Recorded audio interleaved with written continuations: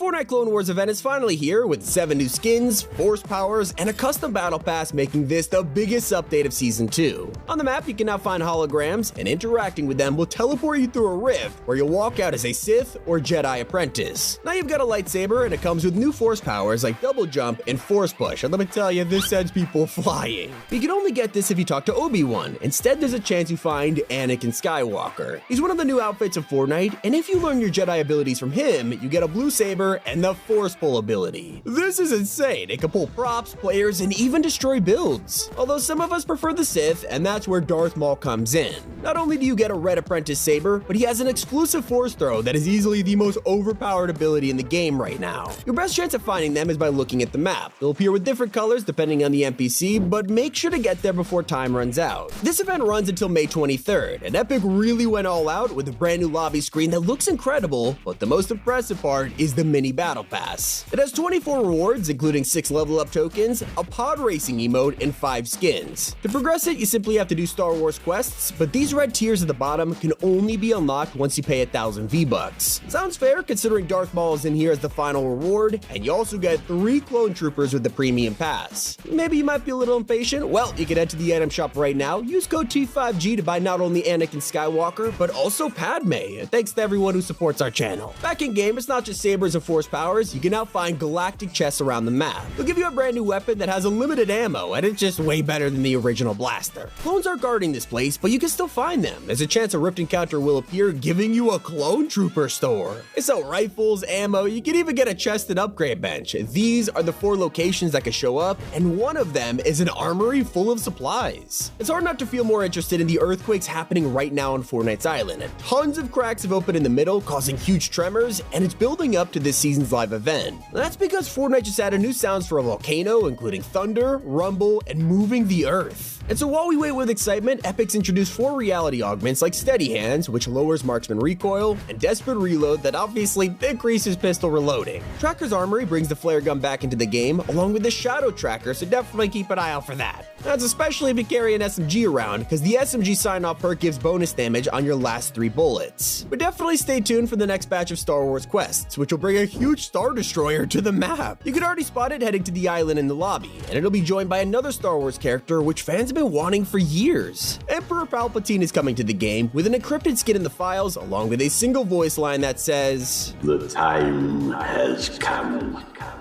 Execute Order 66.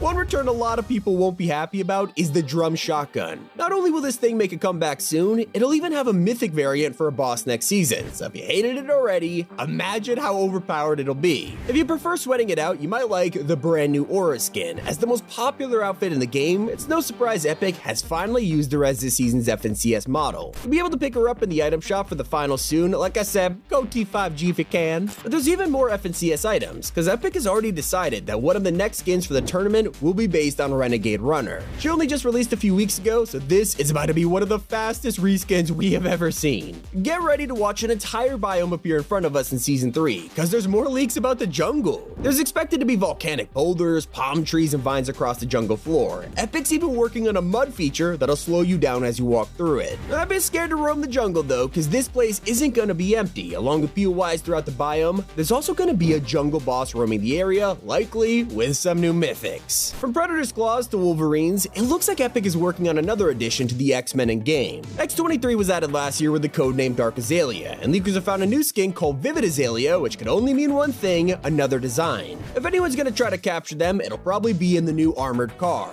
We now have official leaks that goon NPCs will be driving around in these cars next season, and it makes perfect sense to explore the jungle. We already had the IO Patrol, so let's hope we can run into these guys and steal their cars too. Thanks to today's update, once you log in, you might find yourself with some free cosmetics. If you own the Azuki skin, you'll now be given an Imperial and Shiro style, which looks great. Deadeye also got some love with a Flutter Dark style based on the Lumi skins, and now he looks like he belongs in the ocean. You might also find a Junk Rift, which should be returning any day now. We saw them for the last Star Wars event when they added Luke's speeder falling from the sky. They've been added back to the files today, but aren't in game just yet, so be on the lookout for them over the coming days. You can also check out the item shop for the upcoming Chapter 2 set, like the Squad Origins. They're going to be based on every season from that chapter, and every style changes depending on the most iconic moments. And it also looks like they lost the rights for the Marvel season though. And yeah, we finally have some new information on the Miles Morales collab in Season 3. Data miners just found new web slingers codenamed Fearless Flight, which can be sold by NPCs. Very interesting, but there's now cosmetics in the files for a hero, which has got to be Miles, along with a menace, which some think is Spider-Man 2099.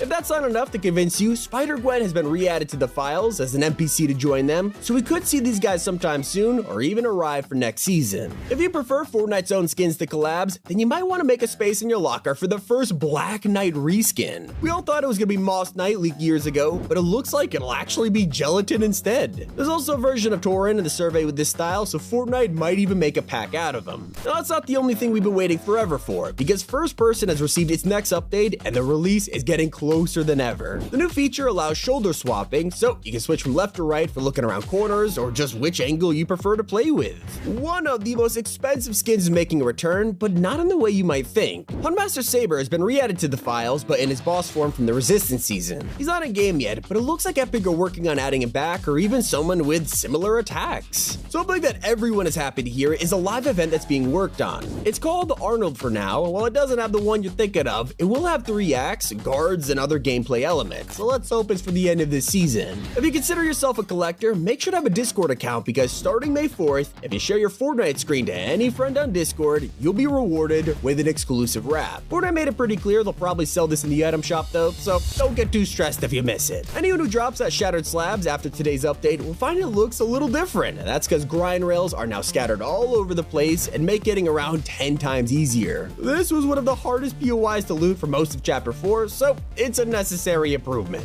That's just like the new locker UI. There's a couple buttons they've added to the preset menu that lets you revert changes, randomize your entire loadout, or totally clear it. And if you missed some of the classic augments from Season 1, Epic has brought back fan favorites like Bush Warrior, Mythic Munition, First Assault, and Forecast. I think a lot of people are going to be happy about this one since the perks this season haven't really been the best. But one of the most important changes for console players has finally been introduced. After years of asking, people on controller can now insta-reset edits with the new edit on release feature, so the arena's about to get 10 times sweatier. If that makes your pro friends want to return to the game, make sure to invite them back to Reboot Rally because it starts next week. You'll be able to earn this back bling, a 3-claw pickaxe, and other small cosmetics. And luckily, Epic fixed one of the strangest parts of Season 2. A few weeks ago, the Kinetic Blade had a new icon that looked like a sword from Save the World. No one knew why. With today's update, it was reverted back to normal, so I mean, that was pretty random. Another fix that just had to be made was the latest change to the Infinite Dab. This is meant to last 15 hours, but it kept getting cut off in the lobby, so to make up for this unforgivable problem, Fortnite has made the dab last 16 hours instead.